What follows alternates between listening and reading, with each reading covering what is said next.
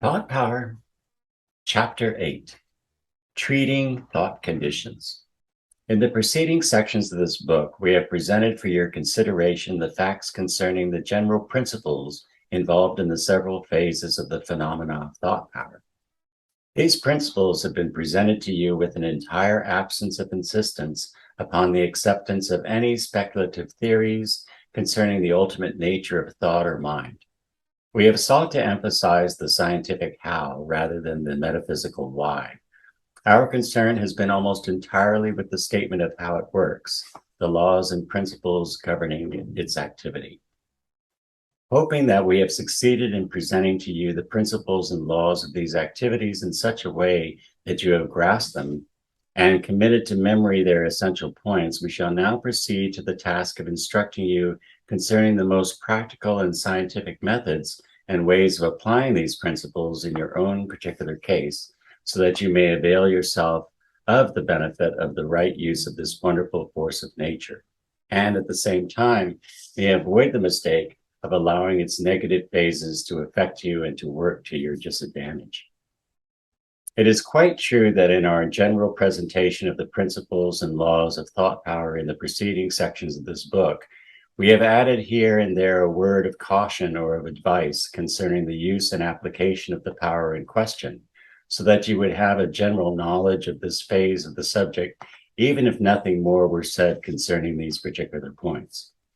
But in order that you may apply more effectively these principles, you will do well to consider carefully the special statements concerning such application, which we are now about to present to you.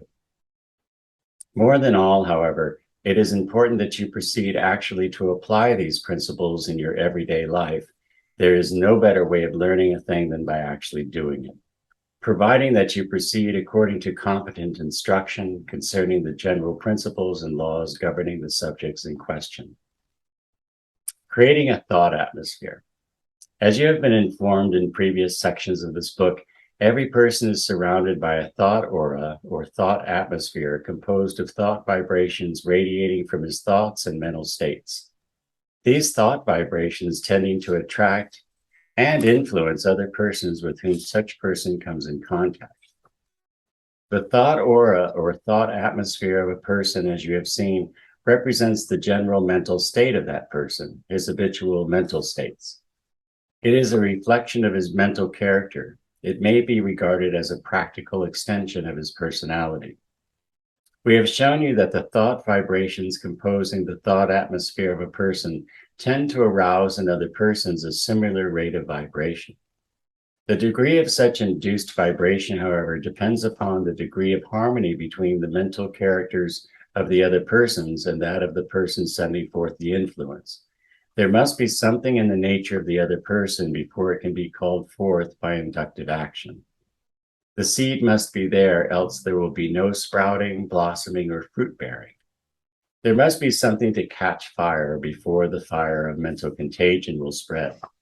We have described this to you before, so there is no necessity of repeating the explanation at length in this place. There is another phase of the matter, however, which has not as yet been called to your attention. Here it is in a few words. Your general mental character, customary mental state, and habitual mental attitude will be recognized consciously or subconsciously by some of the persons with whom you come in contact by means of your thought atmosphere or thought aura, even when, by reason of their own differing character, you fail to induce a similar feeling in themselves. They will often be able to catch your vibrations, even though these fail to induce a similar rate of vibration in themselves. You have often sensed the vibrations of sincerity, earnestness, honesty, enthusiasm, reliability in the thought atmosphere of other persons. You have felt to a certainty that such mental qualities were theirs. In the same way, you have felt distinctly and clearly the vibrations of deceit, unreliability, dishonesty, lack of confidence in the thought atmospheres of others coming into your presence. Perhaps you have never thought that other persons could sense your own mental character in this same way, but they can in many cases. This being so, it behooves you to build up for yourself a thought atmosphere which will be of service to you and which will affect and influence other persons in a way advantageous to your interests and welfare. If it is possible for other persons to catch your thought vibrations and thus to read your thoughts, it certainly will be well for you to generate thoughts and to emit vibrations of only the right kind, the kind likely to influence those other persons in your favor rather than against you. This, of course, will necessitate something like character building on your part, but in a way rather the reverse of that usually followed. The usual way is to build up your character and to let that affect your thoughts. In this new way, you will build up your thoughts and let these react upon and influence your character so that the latter is reconstructed.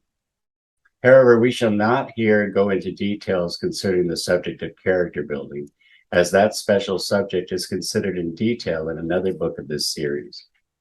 While the change in your thoughts will greatly influence your character, we shall content ourselves here with considering the thoughts alone, your thoughts as they are concerned in producing an effect upon the persons with whom you come in contact.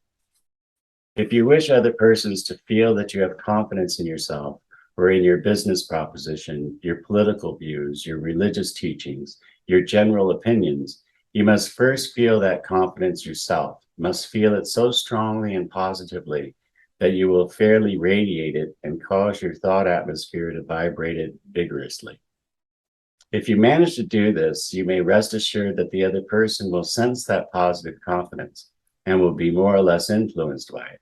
If you fail to do this and instead allow your mind and thought atmosphere to be filled with the vibrations of lack of confidence, distrust, unbelief, unfaith, doubt, you may be assured that the other persons will catch those vibrations and thus will be influenced against you. This very often without conscious recognition on their part of the reason for their feeling and impression. If you feel that your thought atmosphere is not just what it should be, that it is too negative or else lacking in some of the positive characteristics which you consider desirable, then you should proceed to create a new thought atmosphere, one containing a greater degree of positivity and composed of those qualities which you instinctively realize should be present and active in it. If you desire a thought atmosphere similar to that possessed by individuals who are able to produce upon other persons the impressions they wish to be produced, you have but to start the work of pouring into your aura or thought atmosphere just those thought vibrations which such fortunate individuals seem to radiate. If you would be like those persons in this respect, you must begin to think as they do. It's all a matter of a given cause producing a given effect. If you wish to produce the effect, you must supply the cause. In short, if you would create a new thought atmosphere for yourself, you must start in to treat your mental atmosphere for the desired qualities. Now, a word here regarding this specialized use of the words treat, treatment, etc., which are frequently met in all instruction along the lines of mental science and similar subjects, and which we still employ frequently in the following pages of this book.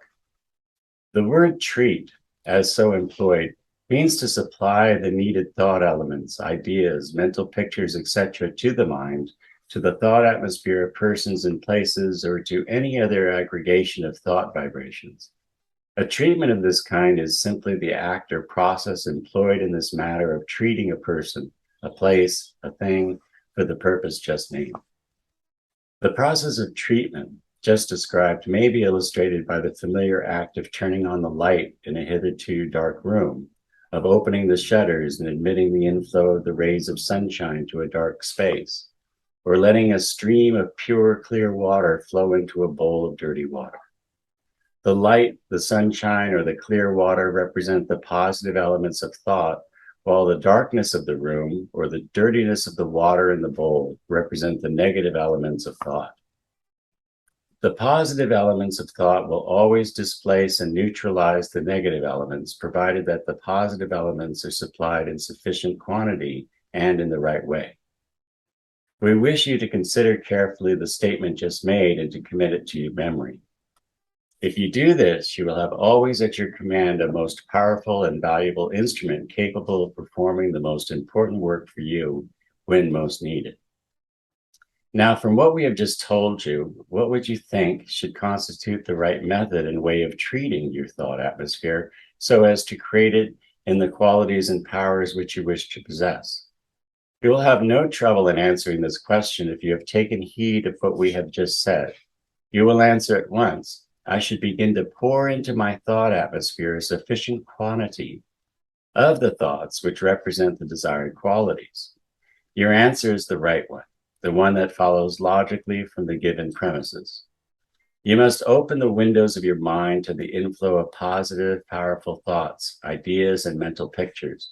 You must flood the dark places with the sunshine of positive thought. Before proceeding further, however, we must call your attention to a most important fact of psychology, which has a direct bearing on this matter of thought treatments of all kinds. Here it is. The power of the inflowing positive thoughts is immensely increased by your act of mentally picturing the inflow of the thought vibrations into that which is being treated by you. The more clearly and strongly that you are able to picture in your imagination the process of the inflow of the positive thought and the effect of these on the thought atmosphere of that which you are treating, the greater will be the power and efficiency of that inflowing current. Please note the above statement carefully and commit it to memory. Practice until you can clearly imagine and mentally picture the presence of your thought atmosphere, the inflow of your positive current, and the changed condition which is occurring by reason of the treatment. The more real this picture seems to you, the greater the effect will be produced. This is a fact, as you may demonstrate to your own satisfaction. There is no need of entering into a technical discussion of the principle involved. It works, and that is the main thing. Akin to this is the fact that the more clearly you can picture the mental quality or state which you are pouring into your thought atmosphere by means of the stream or current of thought vibrations, the greater power will it have to overcome and neutralize those negative qualities and states of which you wish to be rid.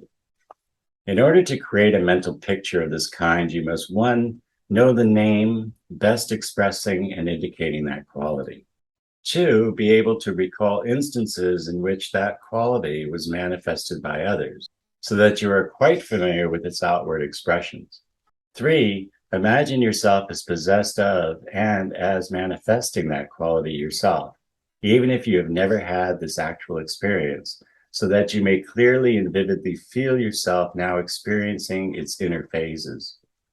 By so doing, you will have A, the verbal symbol of the quality, B, the idea of its outer expression, and C, the feeling of the inner experience which accompanies the latter. When you have acquired this, you have the matter in your own hands and under your own control. The foregoing 2 paragraphs contain important truths. Study them well and commit to memory their essential points. The psychology involved is simple, but its effect is far-reaching and effective. When you know what you want, you have taken the first step toward its attainment. You must know its name and its meaning. You must know how other persons act when they possess it, how it manifests in outward form. You must know how it feels to possess and to manifest it, how it exists in its inner form. Ask yourself, what is the name of this quality? What are its characteristics? What does it mean when fully understood? A good dictionary will give you the answer. Then ask yourself, how do persons act when they possess and manifest this quality? What are its outward forms of expression? This question may be answered from your observation of other persons. Select and study some good human pattern. Finally, ask yourself, how does it feel to experience the possession and manifestation of this quality? What are the inner forms of its possession? Your imagination, working up the material of your observations of your human patterns, will be able to supply you with this feeling. When you are able to answer these questions, you will be able to proceed effectively with your work of treating your thought atmosphere. We suggest that you now proceed to practice this method upon some particular mental quality, the quality of courage, for instance. Exert your thought, your memory, and your imagination upon the ideal of courage according to the rules given above. Having reached the point just mentioned, you may start in earnest to treat your thought atmosphere for desired qualities and powers. The process is simple. Turn on the stream of fresh, clear water. Admit the sunshine to the room. That's all there is to it. Treat yourself whenever you have the opportunity and without neglecting your duties or business. You will find plenty of time and opportunities. You will notice the improvement from the very first, but do not get discouraged if at the start there occurs a little unpleasant stirring up. That is merely natural. All readjustments stir up conditions at first. Stick to it. Persevere. Do not allow yourself to be sidetracked. Just one word of caution here. Never allow yourself to dwell on, picture, or imagine the negative mental state which you wish to neutralize or eradicate. Forget the negatives so far as possible. You need not think of them. The sunshine takes care of the darkness. You do not have to shovel out the latter. Cultivate the good plants and the weeds will be choked out. This is the rule of the garden of the mind, at least. Treating places and things. The general principles and rules relating to the treating of your own thought atmosphere, which we have just stated to you, apply also to the case of treating places, things, and general conditions arising from thought radioactivity. The thought atmospheres of places, the thought influences of things, the thought conditions in general, which arise from the past or previous presence of thought vibrations, may be successfully treated by you and their undesirable conditions removed or replaced by desirable conditions by an application of the very same principles which we have just described and explained to you in connection with treating your own thought atmosphere. There probably will be needed certain minor modifications of the application of the principles so as to make them fit the particular conditions of the cases before you. But the general principles remain the same, and the essential elements of the method of application will hold good in all cases. If you rent an office, a house, a store, a room, you will do well to treat its thought atmosphere, this particularly if the former tenants have been of an undesirable character, if the history of the place is bad, or if you sense the presence of thought vibrations of an undesirable character. In fact, it is a good plan to treat any new building or rooms rented or bought by you and which you intend to occupy. Even if there be present no particularly undesirable thought influences or past record to be overcome, the treatment will serve to bring about speedily that harmony of thought atmosphere and thought vibrations, which it is always well for one to secure and to maintain in the places occupied by him. You know how foreign and alien to you have been the new quarters occupied by you in the past in many cases. And you remember how in time after you have occupied the quarters for a while, they grow to feel natural and harmonious to you. By proper treatment, you may secure the same agreeable harmony even from almost the very first. Places with evil records and histories, places noted for the non-success of the former occupants, places in which mental or emotional inharmony or strife have been habitually manifested, and places in which, for any reason whatsoever, the thought atmosphere has become undesirable and calculated to induce unfavorable impressions upon the minds of those occupying them or those visiting them. All such places should be subjected to a careful and thorough mental disinfection, renovation, and general treatment. The same is true, though in a less degree, concerning articles of furniture, tools, machinery, clothing, pictures, or any other form of personal property which has come into your possession after having been frequently used by some former owner. Second-hand things often carry with them the thought influences of former owners, and for that reason are instinctively avoided by many persons, but a thorough mental treatment will remove all such objectionable influences and will saturate the things with your own thought vibrations. In these treatments of places and things, you must follow the general rules already given. You must mentally picture the inflow of your positive thought currents into the thought atmosphere of the place or thing. You must vividly realize and picture to yourself the nature of the thought qualities which you are pouring into them. The more clearly that you can visualize or picture that which is being performed on the plane of the thought vibrations, and the more thoroughly you realize the nature and character of the particular thought qualities being imparted by you, the more complete will be your work of treating, and the more satisfactory will be the result. The thought qualities to be imparted to a place or thing must be those particular qualities which you perceive to be needed, and which, when present, will bring about the results and effects which you desire in connection with that place or thing. A general treatment for a condition of general harmony with my ideals also is to be advised in cases of this kind.